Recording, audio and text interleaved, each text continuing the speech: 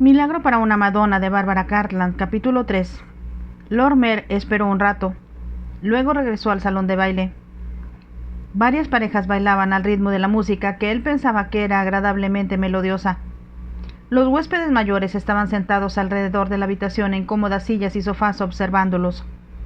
Con una mirada rápida, Lorimer vio que el príncipe Disogino estaba hablando con otro anciano que estaba de pie junto a una magnífica estatua de mármol que parecía de alguna manera acentuar las características aristocráticas del príncipe.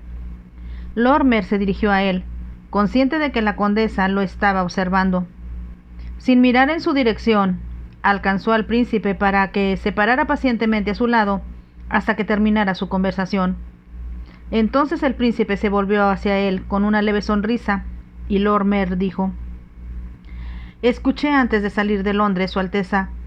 ¡Qué magníficos tesoros tiene en su palacio! Sería muy presuntuoso de mi parte preguntar si durante el poco tiempo que estaré en Florencia podría visitarlo». «Pero claro», respondió el príncipe, «sería un honor y un gran placer, y solo puedo esperar que no se decepcione». Lorimer se echó a reír. «No creo que pueda decepcionarme con los tesoros de Florencia, y por supuesto, su familia ha sido coleccionista durante tantos siglos que sé que tiene un tesoro que es famoso en todo el mundo». «Me halaga», dijo el príncipe.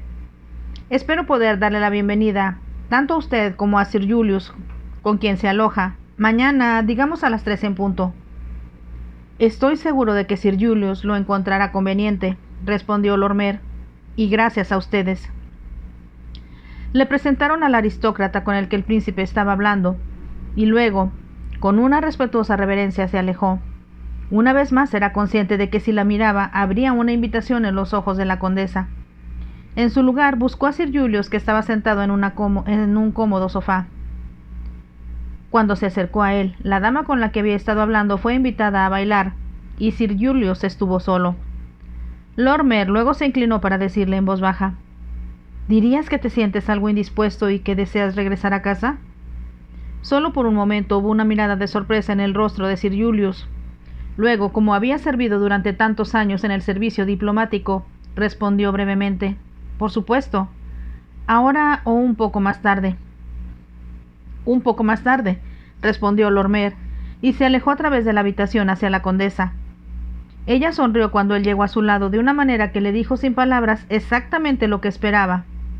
Se sentó a su lado y procedió a hacerle los cumplidos que no tenía necesidad de exagerar, porque ella era realmente una mujer muy hermosa. Ella estaba llegando al punto de invitarlo, como había sugerido antes, a visitar la galería de imágenes y sus habitaciones privadas cuando Sir Julius los interrumpió. «Perdóname, mi querido Ingram, pero me siento algo fatigado. Siento que debería irme a casa, pero por supuesto, si deseas quedarte, el carruaje regresará por ti». Lorimer se puso de pie de un salto. «No, por supuesto que no», dijo. «Me dijiste antes de irnos que no te sentías particularmente bien, y solo espero que esta deliciosa noche no haya sido demasiado para ti». «Me temo que estoy envejeciendo», respondió Sir Julius, sacudiendo la cabeza con algo de tristeza. La condesa dio un grito de protesta. «Por supuesto que no eres viejo», exclamó. «Y no puedo perderlos a los dos tan pronto esta noche. Por favor, toma una copa de champán. Estoy segura de que te hará sentir mejor». «No debes tentarlo», dijo Lorimer. «Sé qué instrucciones le ha dado su médico y debemos obedecerlas». Deslizó su brazo a través del de Sir Julius y dijo: «En realidad, para el horario de Londres ya pasó mi hora de acostarme, así que esta noche, en cualquier caso, no correremos ningún riesgo». Sus ojos se encontraron con los de la condesa mientras hablaba, y supo que ella pensaba que estaba prometiéndole que habría otras noches y otras ocasiones en las que se encontrarían. Tanto él como Sir Julius besaron su mano, y Lorimer era muy consciente de que sus dedos se apretaron sobre los suyos cuando le escuchó decir nuevamente: «¿Te veré de nuevo?». «Tan pronto como sea posible», respondió, y se apresuró a seguir a su anfitrión para ayudarlo a subir al carruaje. Mientras se alejaban, Sir Julius preguntó: «¿Ahora de qué se trata todo esto?». «Da la casualidad de que estaba muy dispuesto a irme, ya que encuentro que tales fiestas son extremadamente agotadoras y duran demasiado tiempo». Lorimer le dijo la verdad. «Francamente, pensé que sería un error involucrarme demasiado con nuestra anfitriona». Sir Julius se echó a reír. «Es una mujer muy decidida y te resultará difícil escapar de ella. Todos los hombres en Florencia son conscientes de eso. Lorimer no estaba escuchando. En cambio dijo: «Cuéntame sobre los ojinos y sobre los gosirias. ¿Cómo es posible que un joven grosero y desagradable se case con algo tan exquisito como la princesa?» «Solo estás expresando lo que todos en Florencia están diciendo», respondió Sir Julius. «Sé que eres consciente de que las dos familias han estado en la garganta del otro durante generaciones. Ahora, de repente, la noticia llega casi como una bomba de que esos dos jóvenes se casarán y la fiesta de compromiso tendrá lugar la próxima semana. ¿Pero por qué? Eso es lo que te estoy pidiendo». Sir Julius guardó silencio por un momento, luego dijo: «Debe haber, por supuesto, alguna razón, si no en la superficie, pero no puedo encontrar una respuesta a tu pregunta. Y de hecho, todo Florencia desea saber qué es». Pensando en cómo el príncipe Antonio le había robado el collar a su hermana, Lorimer dijo tentativamente: «¿Son duros los ojinos?» «Todo el mundo dice que les falta dinero», respondió Sir Julius, «pero Disogino siempre ha sido considerado como un hombre rico. Ciertamente tiene una notable colección de pinturas. De hecho, superan con creces cualquier cosa propiedad de los Goricias». «Eso me recuerda», dijo Lorimer. «Arreglé con el príncipe que usted y yo lo visitaremos mañana por la tarde a las 3 en punto, ya que estoy ansioso por ver sus tesoros. Sin duda te encantarán». De nuevo hubo un silencio. Entonces Lorimer preguntó: «Seguramente si el príncipe necesita dinero, ¿puede vender uno de sus cuadros?» «Eso podría ser fácil de hacer si eres inglés o francés», respondió Sir Julius. «Pero la colección Sogino es parte de las maravillas de Florencia, y la gente la considera como perteneciente a ellos. Estoy seguro de que habría un estallido de indignación si alguno de ellos abandonara la ciudad». Lorimer supuso, por lo tanto, que, debido a que necesitaba dinero urgentemente, el príncipe había vendido el collar al marqués de Kirkham, con la intención de recuperarlo en la primera oportunidad conveniente. Parecía algo extraordinario, y sin embargo no parecía haber otra explicación para el hecho de que, en primer lugar, el príncipe debería haber vendido algo que formaba parte de la historia familiar o que, si era consciente de ello, debería haber permitido que su hijo no fuera más que un ladrón común.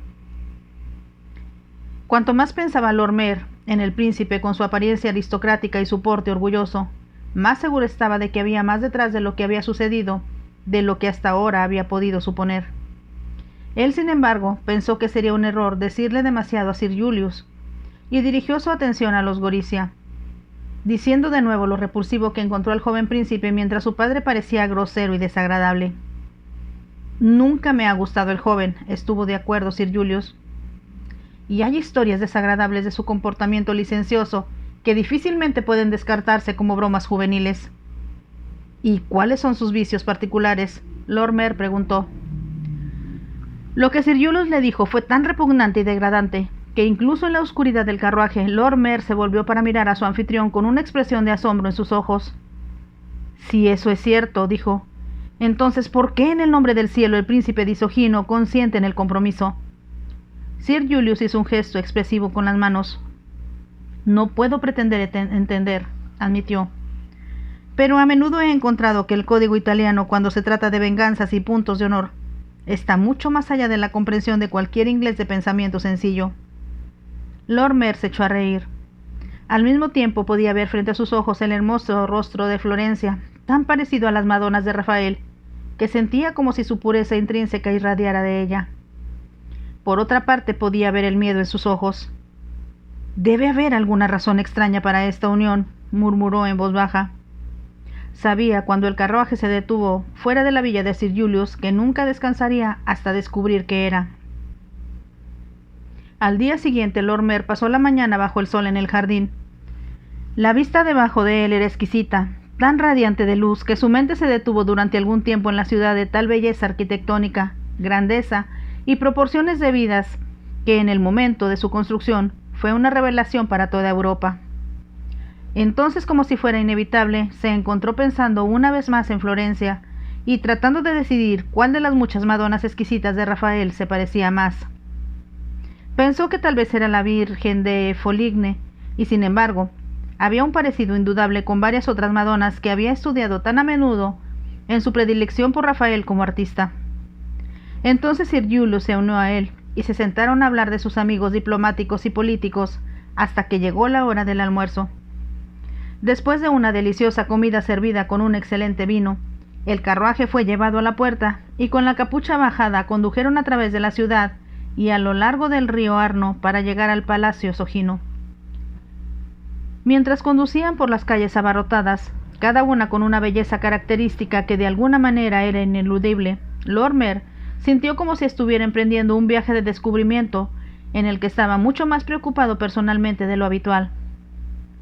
Sabía, porque era honesto consigo mismo, que cada vez que pensaba en Florencia era vívidamente consciente del miedo en sus ojos después de que el príncipe Vicente le había hablado.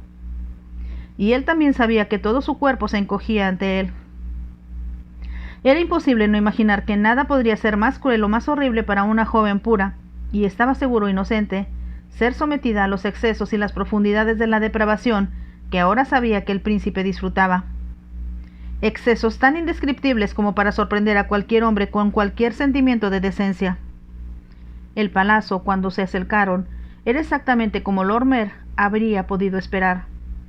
Muy impresionante, parcialmente rodeado por una antigua muralla y con árboles protegiendo su jardín de los elementos. Cerca había un imponente edificio medieval con almenas feudales, que más tarde se enteró que había sido construido en el siglo XIII. En el interior había un enorme patio abierto, y desde las ventanas de la magnífica sala en la que se mostraban había una vista sobre el campo que era impresionante. Unos minutos después que llegaron, el príncipe entró apresuradamente en la habitación y obviamente estaba encantado de verlos. «Mi querido Sir Julius», dijo, estrechando su mano, «ha pasado demasiado tiempo desde que me honraste con tu presencia, y solo puedo estar agradecido a tu invitado por haberlo traído hasta aquí hoy». Sir Julius sonrió. «Realmente estuve confinado en mi villa durante la mayor parte del invierno», dijo, «pero es encantador verlo. Y nuestro palacio se ve aún más hermoso desde la última vez que estuve aquí». «Eso es lo que quiero que pienses», respondió el príncipe. Lord Mer pensó, sin embargo, que solo había una sombra en sus ojos, aunque no podía estar seguro. Bebieron una copa de vino, y luego, mientras Sir Julius decía que prefería sentarse cómodamente antes que unirse a su gira de inspección, el príncipe y Lord Mer partieron juntos. Cada habitación en el palacio estaba llena de magníficos muebles que se habían transmitido a través de los siglos. Pero no fue hasta que llegaron a las habitaciones que Lord Mer supo que rara vez eran utilizadas por la familia, que se encontró con la colección de pinturas. Eran maravillosamente impresionantes, colgadas en paredes que parecían haber sido diseñadas precisamente como fondo para ellas, y estaban iluminadas por las largas ventanas ovaladas que dejaban entrar la lúcida luz que era tan particularmente italiana. Lord Mer se entusiasmó con una pintura de Leonardo da Vinci y quedó hechizado por una obra maestra de Giorgione. Entonces, cuando el príncipe habría llamado su atención sobre una imagen al otro lado de la habitación, vio una de Rafael. Era una imagen que siempre había querido ver de la Virgen y el Niño, que era conocida como la Virgen Ansidei.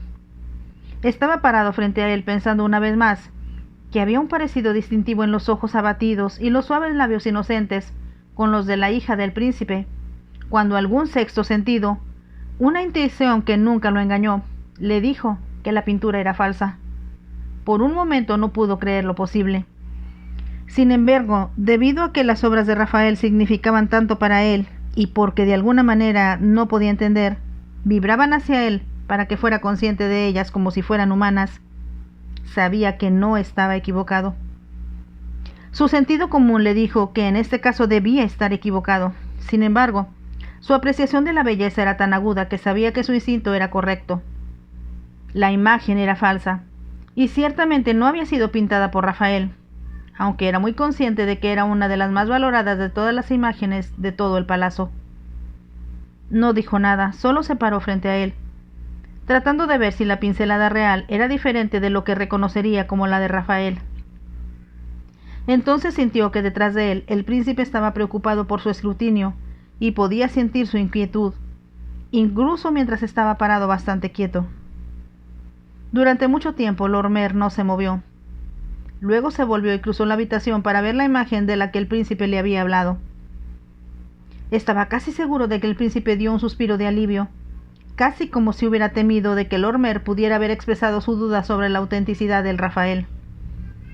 Había más cuadros en otras habitaciones, todos ellos excepcionales. Todos ellos, como Sir Julius había dicho, parte de la gloria de Florencia. Mientras Lormer vagaba de uno a otro, sabía que la mayoría de ellos eran auténticos y lo que pretendían ser, mientras que estaba absolutamente convencido de que la Virgen Ansidei era falsa. Sintió que varias de las imágenes más pequeñas que miró eran sospechosas, pero no eran de la importancia de la que había notado primero, ni tenían el mismo impacto sobre él. Esto se debía a que sabía que no estaban pintados por Rafael, con quien se sentía tan personalmente sintonizado, y se dijo a sí mismo, incluso con una mala luz, que habría sido consciente de que algo andaba mal. Su recorrido por el palazzo estaba llegando a su fin, y él comenzaba a pensar que él y Sir Julius se irían sin ver a Florencia, cuando inesperadamente ella vino hacia ellos por el pasillo, mirando, pensó Lormer, como si acabara de bajar de una de las imágenes en las paredes. Debido a que ella había causado tanta impresión la noche anterior, estaba preocupado por si a la luz del día ella no se vería tan hermosa como la noche anterior. Y sin embargo, sabía mientras ella se movía hacia él que solo Rafael podría haberla pintado como era, y las vibraciones que envió eran las mismas que había sentido cuando se paró frente a una de las Madonas perfectas de Rafael. «Oh, aquí estás, Florencia», exclamó el príncipe. «Olvidé decirte que tendría 2 visitantes distinguidos esta tarde, y he tenido miedo de que los extrañaras». Mientras pronunciaba las palabras, que eran lo suficientemente ordinarias y comunes, Lormer supo, nuevamente con una percepción que nunca le falló, que el príncipe estaba mintiendo. Deliberadamente no le había dicho a su hija que él y Sir Julius vendrían a inspeccionar las imágenes, y aunque era difícil entender la razón de tal engaño, el príncipe estaba indudablemente desconcertado por la aparición de su hija. «Sí, estoy aquí, papá», dijo Florencia a la ligera. Ella le tendió la mano a Lormer. Mientras la tomaba, sintió que sus dedos temblaban tal como lo había hecho la noche anterior. También vio que en lo profundo de sus ojos estaba el mismo miedo allí, y todo su ser gritó una vez más que debía ayudarla. «¿Ha estado disfrutando de nuestros cuadros?», preguntó. «Son magníficos», Lormer respondió. «Y disfruté particularmente viendo por primera vez a la Virgen Ansidei, de la que he oído hablar tan a menudo». Habló deliberadamente y vio, como esperaba, solo un leve parpadeo en los ojos de Florencia, que le dijo que ella sabía, al igual que él, que era falso.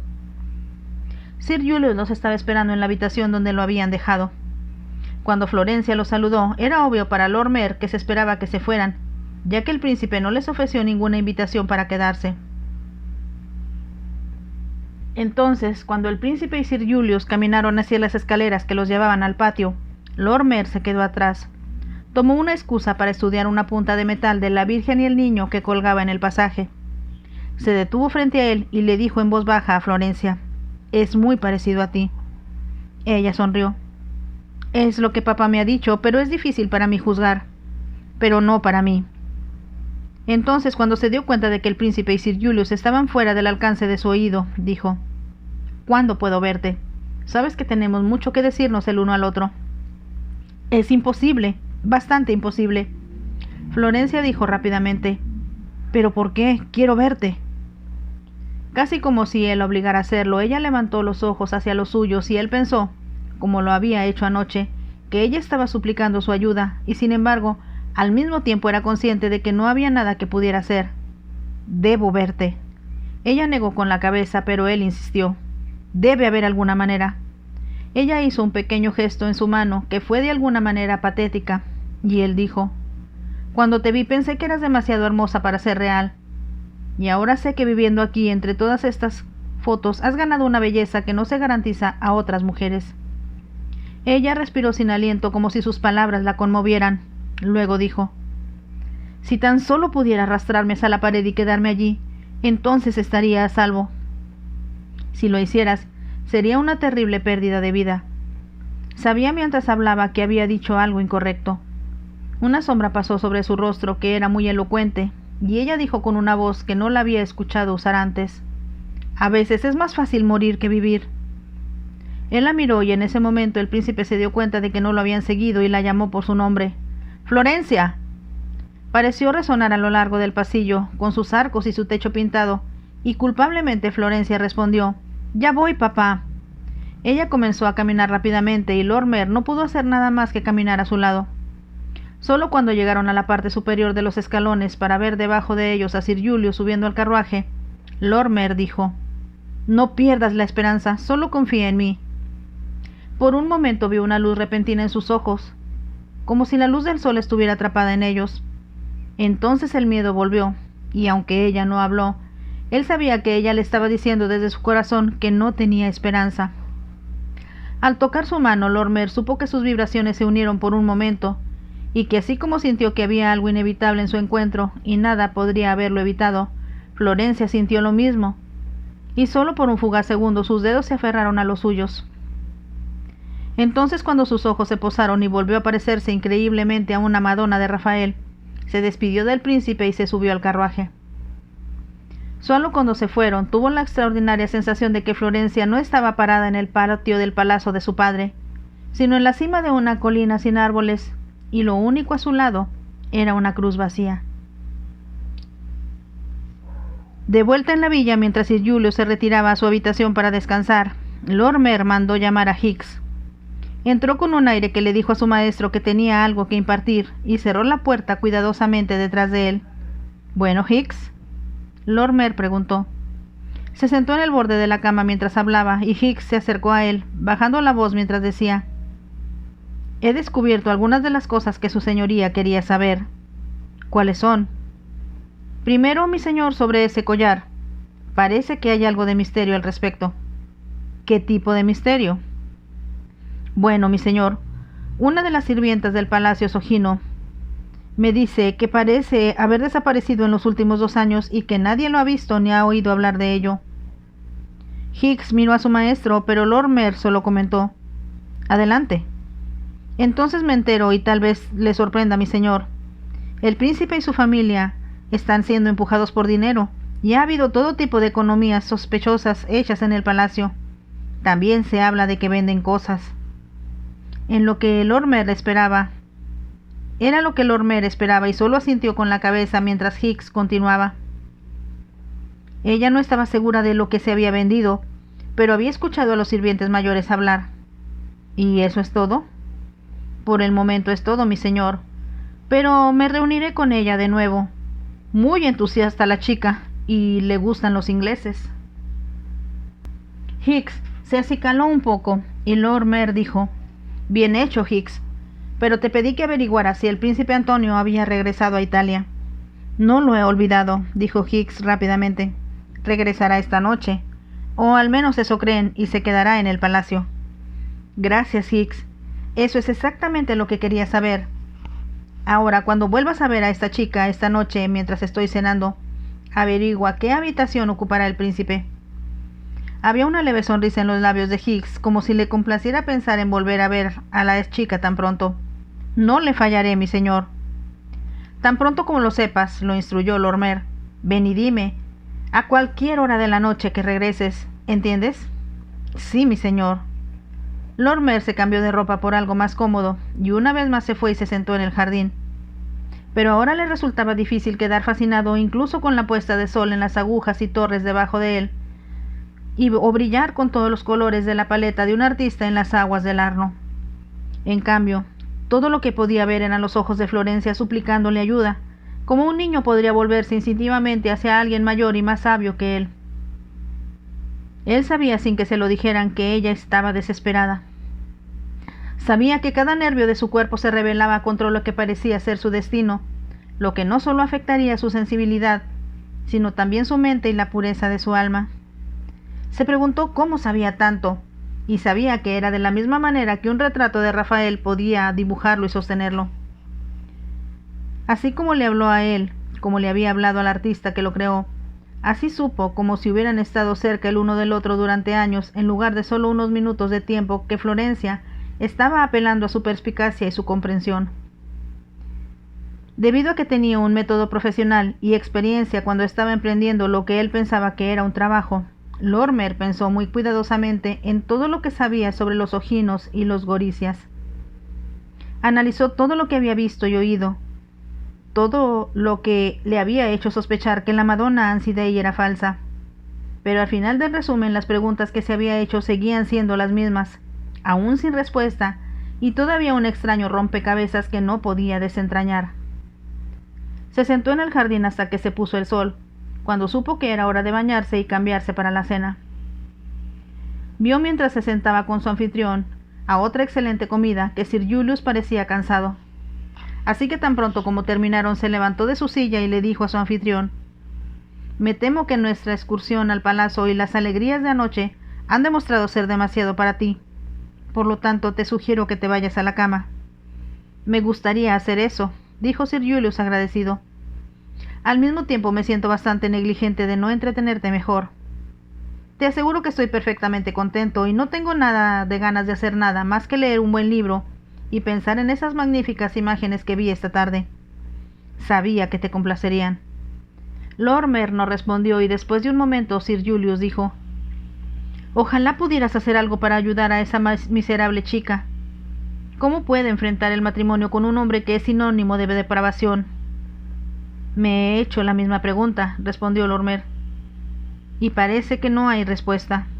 ¿A menos que tú tengas una?» «Deseo a Dios tenerla», dijo Sir Julius. «Conozco a Florencia desde que tenía 10 años y cada año se ha vuelto más hermosa. ¿Cómo puede el príncipe hacer algo tan indescriptible para su única hija?» «Debe tener alguna razón muy convincente», dijo Lorimer lentamente. Sir Julius lo miró y era obvio que estaba sorprendido. «¿No crees? ¿No te estás imaginando que está siendo chantajeado?», preguntó vacilante después de un momento. «¿Por los Goricias?», Lorimer terminó. «No me sorprendería». Mientras hablaba pensaba en cómo el conde de Rosebery le había dicho que había rumores de que el príncipe Disogino estaba en contra de la monarquía. Si eso fuera cierto, el príncipe de Gorizia podría haberlo convertido en su ventaja. Y sin embargo, tal idea parecía increíble. Lorimer era consciente de que Sir Julius estaba mirando su rostro. Luego dijo en voz muy baja: «Creo, Ingram, que si alguien puede encontrar una solución a este problema, solo podría ser tú». Lorimer se retiró a la cama alrededor de las 11 en punto. No llamó a Higgs, porque sabía que los otros sirvientes de la villa esperarían que su valet ya estuviera en su habitación esperándolo. Al no encontrarlo allí, Lorimer supo que aún no había regresado de la misión a la que lo había enviado. Por lo tanto se desnudó y se metió en la cama, tratando de concentrarse en un estudio político bastante aburrido que acababa de publicarse y que se sentía obligado a leer, aunque no le daba placer. Pero descubrió que el hermoso rostro de Florencia seguía imponiéndose en el texto, y se encontró pensando que le gustaría volver a ver a la Virgen de la punta metálica en la pared del palacio, e imprimirla en su mente para que siempre la recordara. Entonces supo con un giro algo cínico en sus labios que sería imposible para él olvidarla, y que realmente no había necesidad de puntas de metal o pinturas. Ella estaba allí al lado de él, persiguiéndole, le gustara o no, por el resto de su vida. Era casi medianoche y todavía estaba sumido en sus pensamientos cuando la puerta se abrió y Higgs entró. Solo necesitó una mirada a la cara del valet para saber que no solo tenía la información que necesitaba, sino también que se había divertido. Caminó hacia la cama y Lorimer se sentó para preguntar: «¿Qué has descubierto para mí?» «El príncipe Antonio, mi señor. Se espera, esto incluso ya debería estar en casa». «Bien. ¿Descubriste qué habitaciones ocupará?» «Sí, mi señor».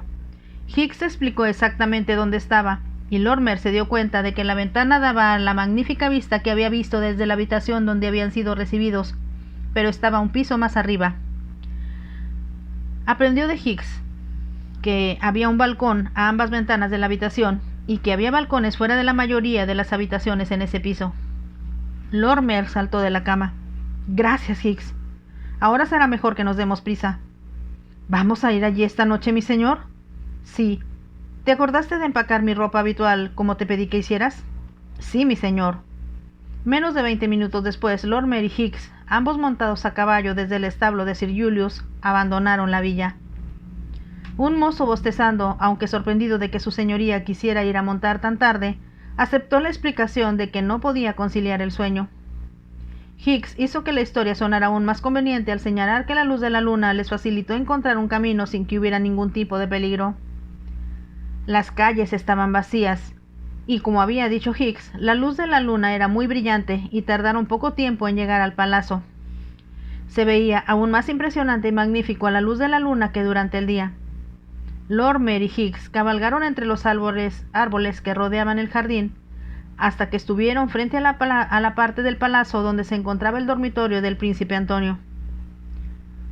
Cuando Higgs señaló qué habitación era, Lorimer pudo ver que había una luz en la ventana. «Espera aquí, Higgs», ordenó, «para que sepa dónde encontrarte cuando regrese». «Cuidado, mi señor», Higgs advirtió, hablando por primera vez desde que habían salido de la villa. «No se puede confiar en ellos cuando se trata de pelear e incluso sus dientes son tan afilados como tacones de aguja». Lorimer no respondió. Se dio la vuelta y se alejó, manteniéndose en las sombras donde era poco probable que alguien en el palacio lo viera. Llevaba un traje especial que había diseñado para el tipo de operación en la que ahora estaba comprometido. Le quedaba bien y no había partes que pudieran atraparse al trepar un árbol o, como pretendía en ese momento, la pared de un palacio. Sus zapatos eran de suela suave, lo que facilitaba moverse silenciosamente y también escalar sin resbalar. Escalar las paredes del palacio fue, como había pensado que podría ser cuando lo había visto hoy, muy fácil. Las piedras eran viejas, y en muchos lugares el yeso entre ellas se había desgastado o se había desmoronado. También había en el piso inferior una variedad de escudos heráldicos tallados que hacían puntos de apoyo perfectos. En forma y atlético, Lorimer no encontró ninguna dificultad en escalar las paredes inferiores, casi como si fuera una araña. Solo cuando llegó al balcón se movió con más cautela, teniendo cuidado de no hacer ningún sonido. Todavía había una luz en la habitación y la ventana abatible estaba abierta a la noche, aunque las cortinas estaban abiertas a través de ella. Con el aplomo y el equilibrio de un hombre perfectamente ajustado a lo que estaba haciendo, Lorimer, calculando cada movimiento de su cuerpo, subió por la ventana abierta a la habitación. Allí estaba detrás de las cortinas escuchando y estaba casi seguro de que había alguien en la cama. Pensó que podía escuchar el sonido de la respiración y sintió que enfrentar al príncipe Antonio en un momento así, con el robo del collar de su hermana, lo pondría en una desventaja de la que le resultaría difícil liberarse. Lorimer respiró sin aliento, casi como si recurriera a una fuerza mayor que él para darle el poder de hacer lo que tenía que hacer. Luego, con un movimiento brusco que tenía algo casi teatral, retiró las cortinas con ambas manos. Era una habitación grande, y casi justo frente de él había una enorme cama tallada, pesada, con cortinas de terciopelo que caían de una corola tallada que llegaba casi hasta el techo. Pero en el centro, sentada contra las almohadas altas, Lorimer no vio al príncipe Antonio, como esperaba, sino a Florencia mirándolo con los ojos muy abiertos con puro asombro. Hasta aquí llega el capítulo 3 de esta emocionante novela de Bárbara Cartland, Milagro para una Madonna. Sé que la están disfrutando porque está muy emocionante. Por favor, déjenme un like y nos vemos en el siguiente capítulo. Bye.